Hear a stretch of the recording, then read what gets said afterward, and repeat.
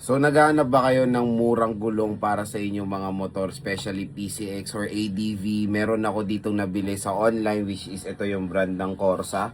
So it's a dual cross siya. So pwede siya for city driving and of course sa mga off-road. Ayan oh. So pakita natin yung details niya. Makikita nyo makapal naman yung gulong niya for as low as 2,000 plus. Meron na kayong solid na gulong mula sa Corsa. So papakabit ko to mamaya, papakita ko sa inyo sa aking Honda PCX.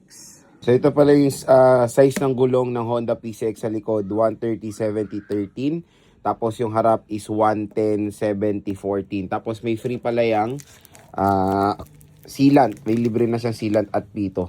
So papakabit ko to sa vulcanizing shop. So ito kakapal yung Corsa.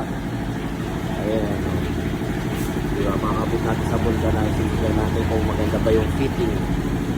So yung buwan nito pang PCX.